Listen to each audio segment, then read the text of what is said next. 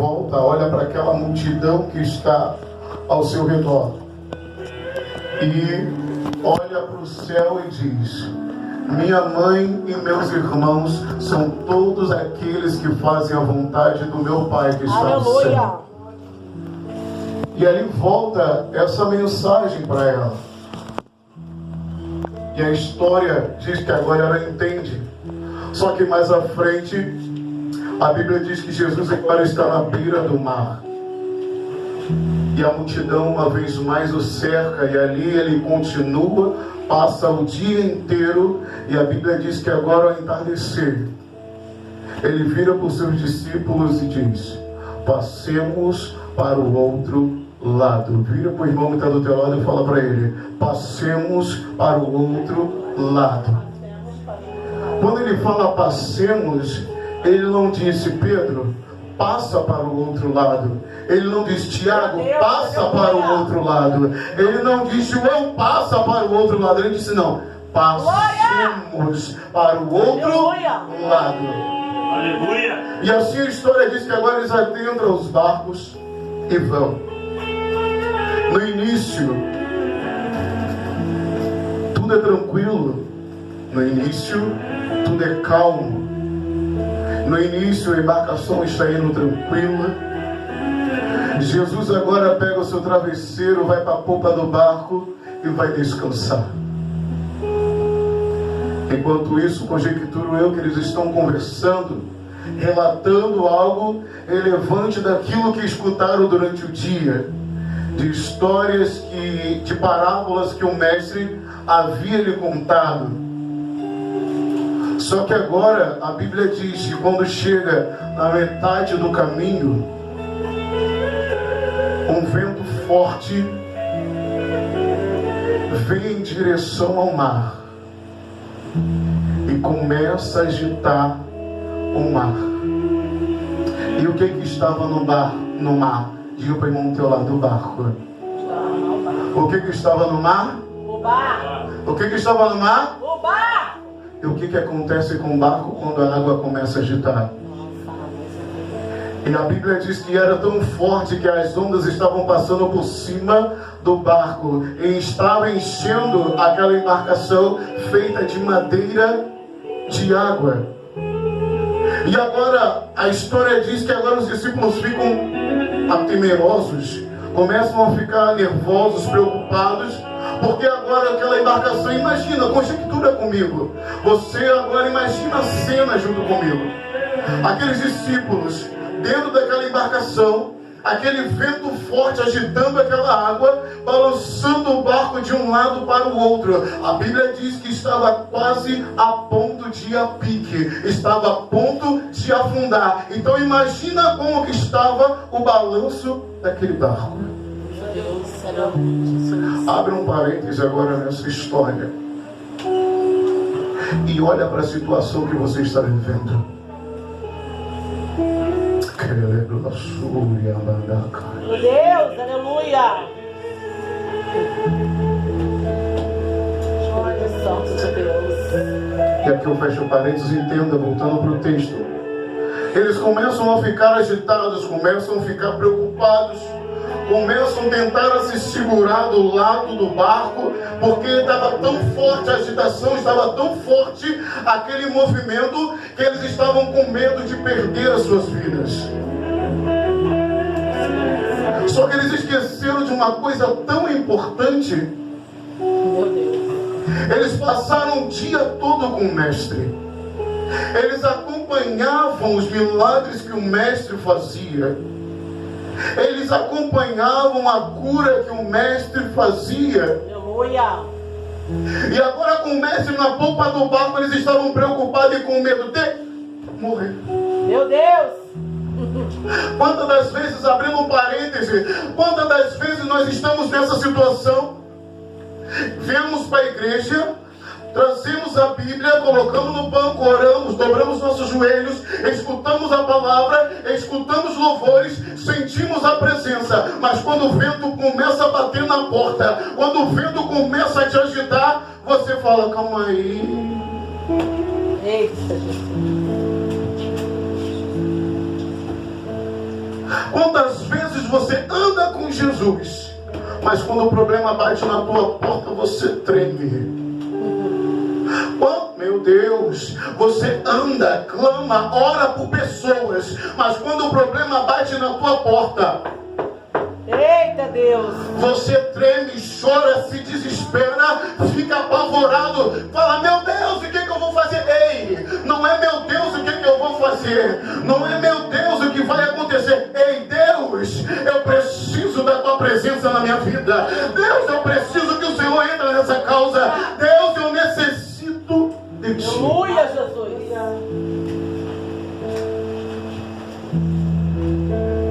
Voltando para o texto. Aleluia, Jesus. Aquela embarcação agora está sendo chacoalhada. Aquela embarcação agora está quase indo a pique. E os discípulos apavorados. Aleluia, Jesus. E os discípulos desesperados. No momento do que estava acontecendo, não passava pela sua cabeça que Jesus estava na ponta do barco. Louvado seja o teu nome, Jesus. Aleluia, Deus. Quantas das vezes ele diz: vai, porque eu te garanto. E mesmo assim nós tememos. Quantas das vezes ele fala: eu sou contigo, pode ir, eu vou na sua frente, pelejo por você. Mas muitas das vezes nós duvidamos. Sabe por quê? Porque nós não nos achamos dignos de escutar a voz do Senhor. Muitas das vezes nós nos encontramos tão abatidos, tão destruídos, que não conseguimos, não temos forças para fazer aquilo que Deus mandou a gente fazer. Ah, mas hoje eu não acordei bem, eu briguei com meu filho, bati, briguei com meu marido, vou para a igreja, hoje não quero oportunidade. Não, ei, é aí que você tem que falar. Porque quem te capacita é Deus, não é você que se capacita. Se Ele mandou você falar, fala. Se Ele mandou você ir, vai. E aqueles discípulos, a história diz que agora eles ficam com medo de acordar o mestre na polpa do barco em meio àquela turbulência. O tempo se passa e eles apavorados. Só que chega uma hora que um tem coragem, vai e chama o mestre. Em meio a essa tempestade que você está passando, você já chamou a atenção dele?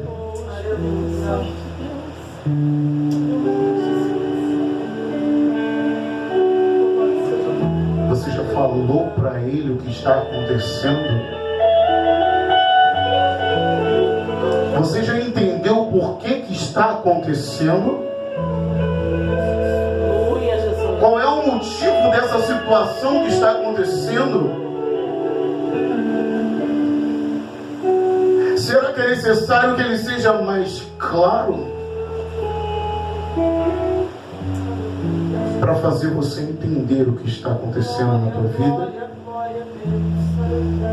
Maravilha, Jesus. Salmo número 91 diz: aquele que habita no esconderijo do Altíssimo, e na sombra do Onipotente descansará. Aleluia! Aleluia, Deus. O verso 7 diz que 1000 cairão ao teu lado, 10.000 à tua direita, mas tu não serás atingido. Está preocupado com o quê? Está preocupada com o quê? Ele é o Deus do impossível, que pode fazer tudo na sua vida. Eita glória! Aleluia, Jesus. E sabe por que muitas das vezes a gente até tem um impulso? Só que quando nós temos o impulso, nós vamos na direção errada. Porque foi lido que Jesus, ele levanta, primeiro ele para o quê? O vento ou o mar? O vento. O que balança a embarcação, o vento ou o mar? Meu Deus. Papai.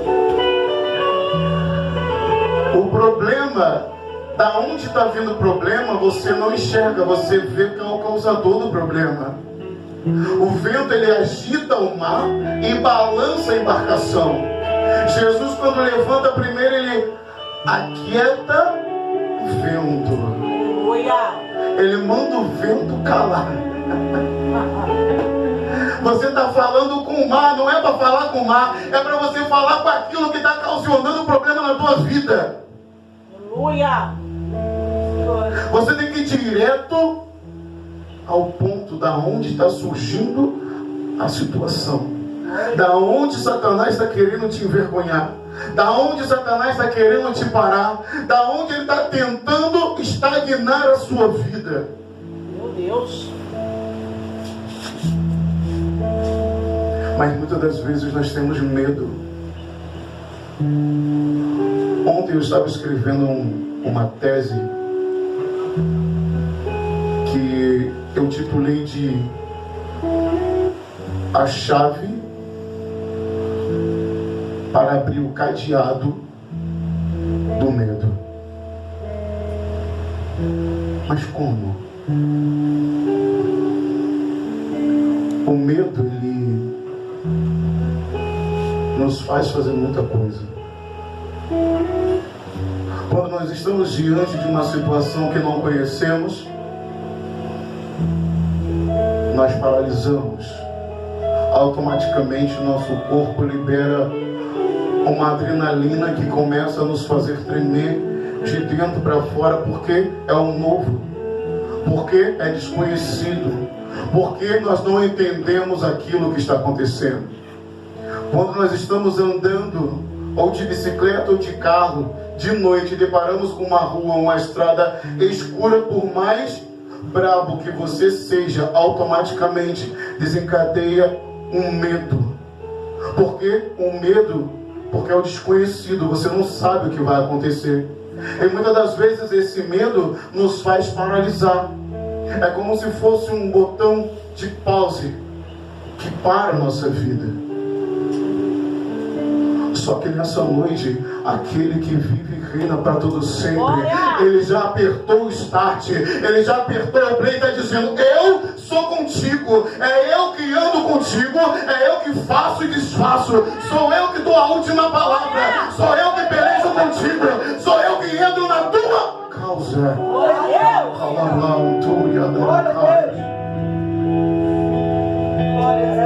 E sabe qual é o resumo que eu dei para esse título?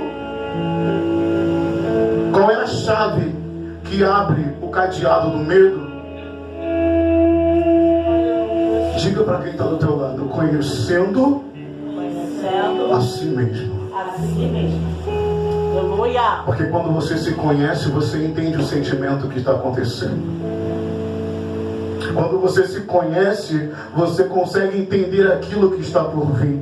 E quando você conhece a voz do Pai do céu, você entende que Ele está na peleja, você entende que Ele está na causa, você entende que sem Ele você não consegue viver, você entende que só Ele pode resolver aquilo que está te acontecendo. Glória a Deus. E voltando para o texto, Jesus agora ele fala para o vento: aquieta-te, cala-te para o vento e aquieta-te o mar. Ainda chama os discípulos de homens de pouca fé. Vocês sabem por que aconteceu essa tempestade toda? Você sabe por que aconteceu tudo isso dentro desse texto? Porque quando ele diz: passemos para o outro lado,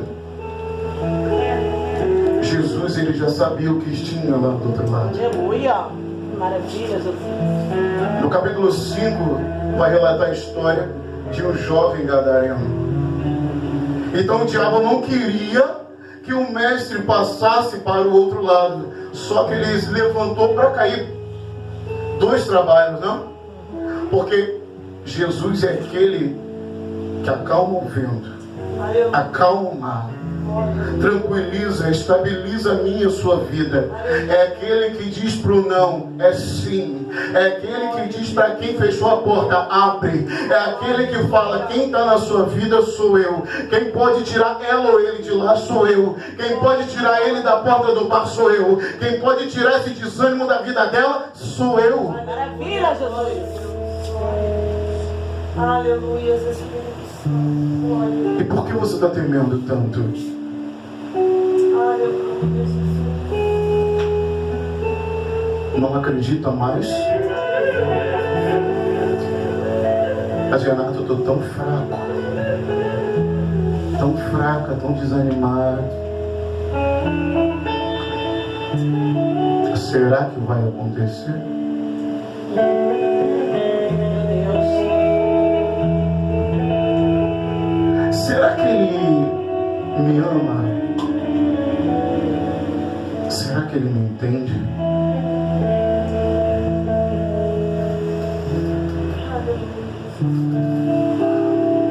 A psicologia diz que a nossa mente, quando nós nos deparamos com algo que parece impossível para a gente, ela começa a trabalhar no processo de pessimismo, dizendo, exemplo, eu não consigo chegar até a tia Patrícia, porque existe um abismo. Ao invés da minha mente trabalhar para uma solução para aquele problema, ela trabalha inverso. Não vai dar. Se você tentar pular, tu vai cair. Se você colocar uma madeira para atravessar, ela vai quebrar no meio. Isso é para quem tem a mente humana. Porque aquele que tem a mente de Cristo, Oh, aleluia. diante do problema, diz, ei, problema, ei, o meu Deus é maior que você. Ei, problema, o meu Deus vai solucionar. Você crê?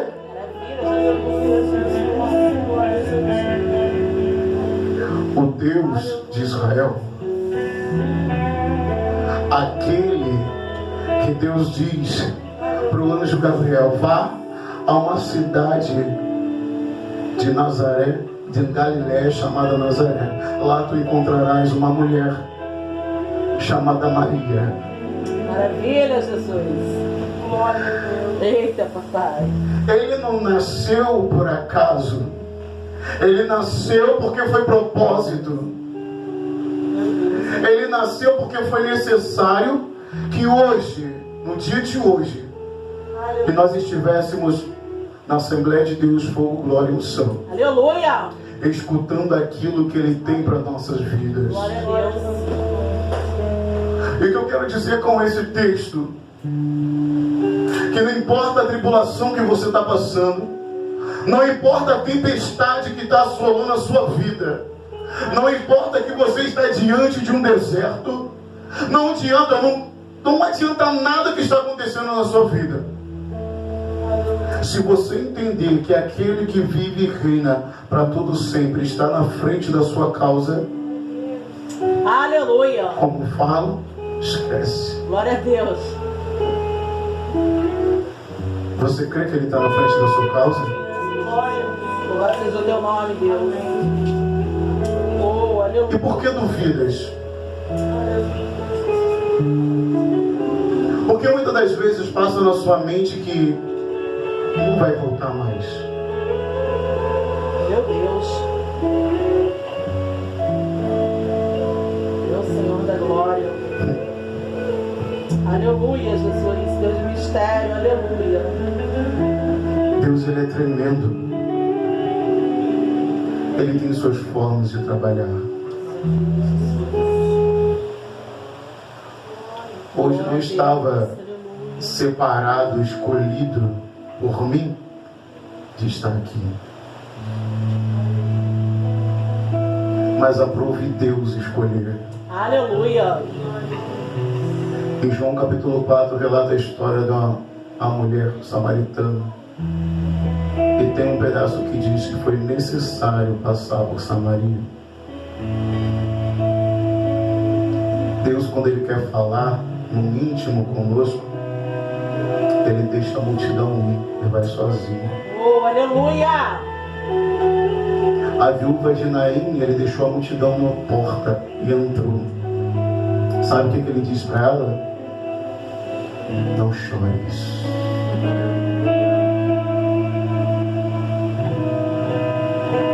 Glória a Deus. Ele tocou no esquife e disse: levanta.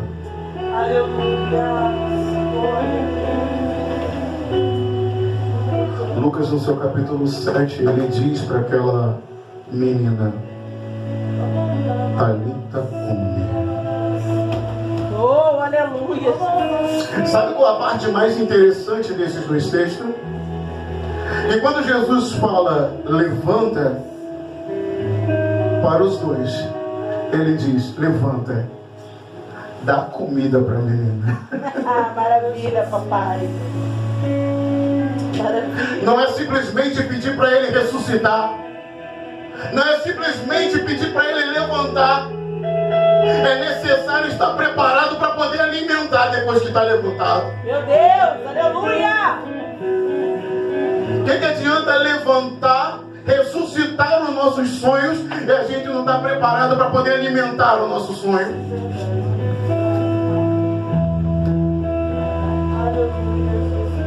Deus levanta, ressuscita. Deus, eu quero. Ei, estamos preparados? Certa feita eu li um texto que diz que Deus já tem tudo que a gente pede para Ele preparado. E sabe por que não recebemos ainda? Porque está esperando a gente se preparar para receber.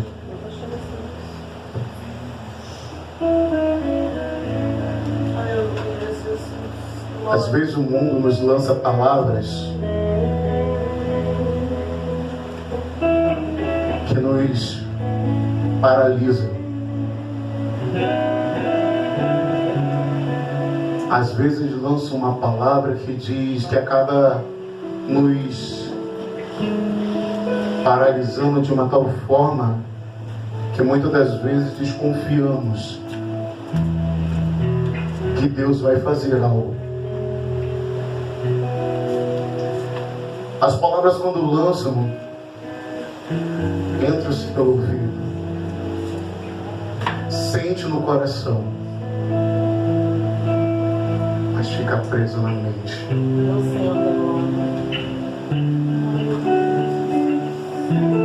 E quando lançam aquela palavra e sente que você se abateu, não para. Aí passa 2 dias, viu? Não te falei? Para. Desiste. Não vai acontecer. Está tentando por quê?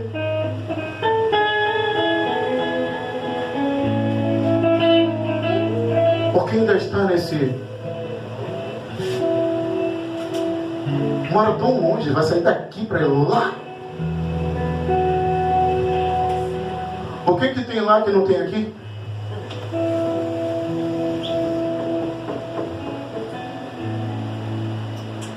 Quantas das vezes jogam para você assim: você não é nada.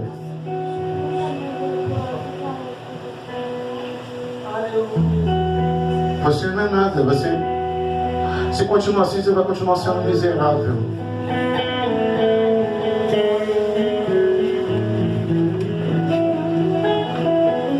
Se você continuar desse jeito, nem o estudo vai terminar.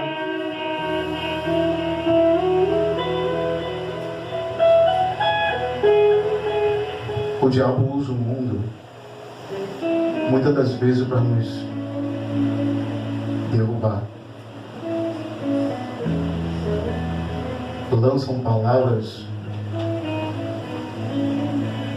que muitas das vezes perdemos noites de sono.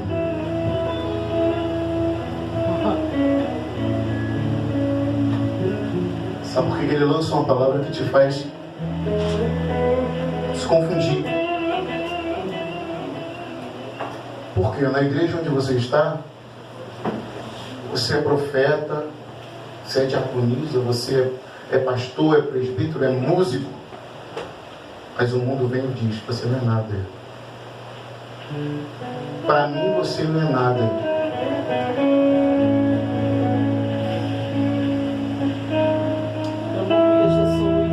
E se você não tiver a mente de Cristo, vai entrar. Se você não tiver a mente cauterizada, vai entrar. Vai te abater. Vai perder noite de sono. E quando você se olhar no espelho, vai dizer: é verdade, sou nada. Aí vai começar a exemplificar aquilo que você não tem. Moro de aluguel, tenho que depender de um ônibus, não tenho uma bicicleta para ir trabalhar. Meu salário só dá para pagar muito mal o aluguel, botar comida dentro de casa.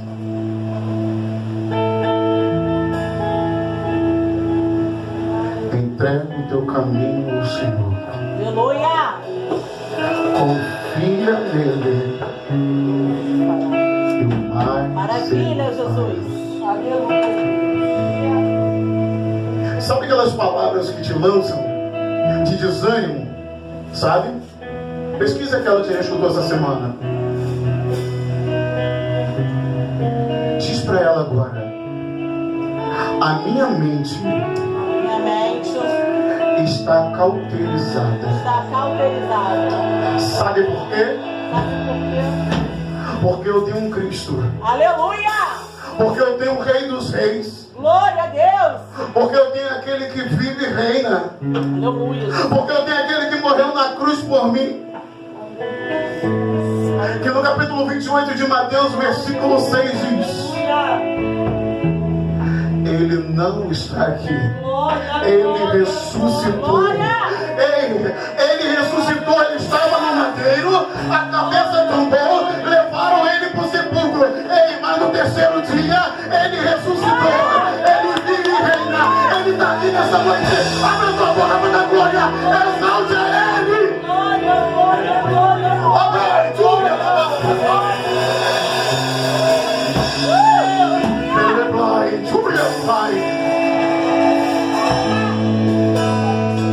Mas é isso que o inimigo faz. Mas Renato, por que tem a ver com o texto? Primeiro, eles andavam com Cristo. Segundo, eles escutavam o que Cristo falava. Terceiro, eles viam os milagres que Jesus fazia. E quarto, eles viam os milagres, as curas. Só que quando a tempestade assobrou, se desesperaram.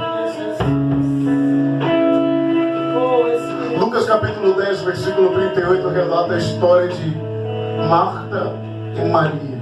Meu Deus! Maravilha! Esse ano de 2023, qual é a sua prioridade? O que você pediu a Deus primeiro?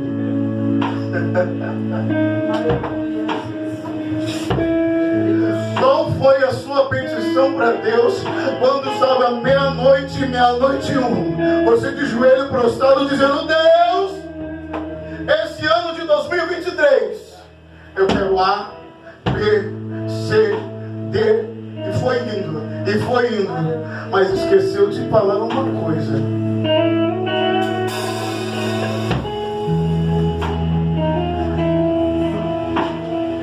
Você até se prostrou.